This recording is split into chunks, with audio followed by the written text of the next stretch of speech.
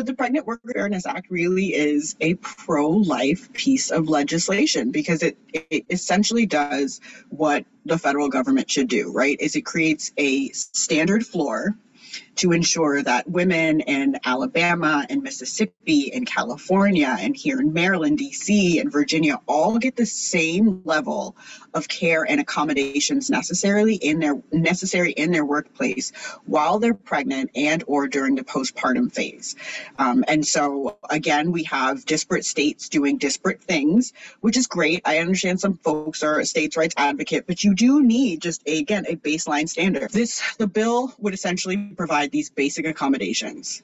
Like, damn, we need a federal law to get pregnant women a stool at work so they don't get fired. That is the kind of country that we are, for real.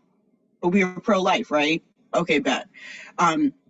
It also creates a clearer adjudication process for women to go through because of the complaints that they have received. And I need to pull the number.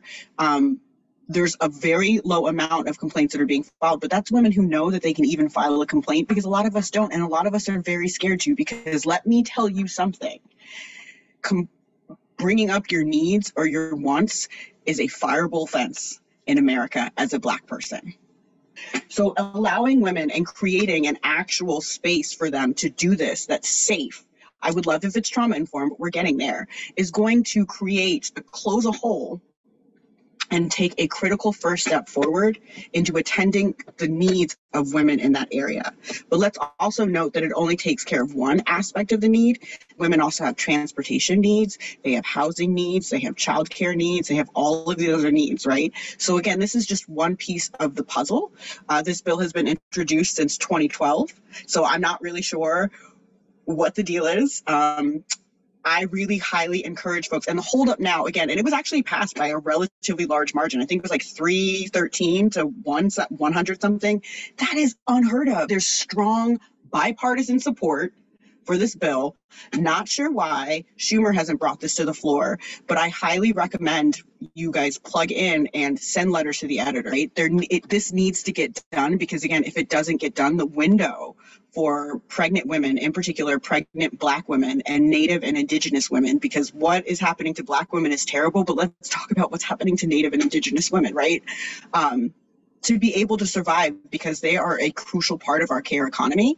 And quite frankly, the way in which our systems are set up is to make it so that Black, Native, and Hispanic women are the cornerstone of our labor and care economy. So if we don't take care of them, how are we going to function as a society, right? And so we need to ensure that we have functional systems that create healthy, functional pregnant women that allow them a damn stool to sit on at work. It's not going to change your order. It's not going to change whatever. But it's going to help literally a woman and her child. And if we say we care, then we have to be able to make sure that we also push for the systems that afford for them that care that they need without shame, without dehumanization, without making them feel like they are a burden for asking for something super basic. And then if those rights are infringed upon, we need to make a system that affords for reparations and reconciliation that is fair to them, that adjudicates in a way in which they feel like they can also go to a court system and receive justice, because that's a whole different ballgame when it comes to Black people in the court system. So we also are hopefully creating a much more fair, much more equitable court system that recognizes the diverse needs of individuals and doesn't penalize you for them, but meet you where you are. Again, that's all folks are asking, is just to meet us where we are. It's the cornerstone of social work practice. It's the cornerstone of Christianity. And so what we'll be doing is acting in a way in which we are passing a law that says we value pregnant women, we value babies, we value the burden and the trauma that pregnancy and labor and delivery are for women. In global health, we talk about pregnancy, labor, delivery as a trauma to the body, because it is. And we're making sure that we're honoring the sacredness of motherhood and the sacredness of the fact that God literally gave women the power to be co-creators. God didn't give that to men. God said, bet I can create people and women, so can you, right?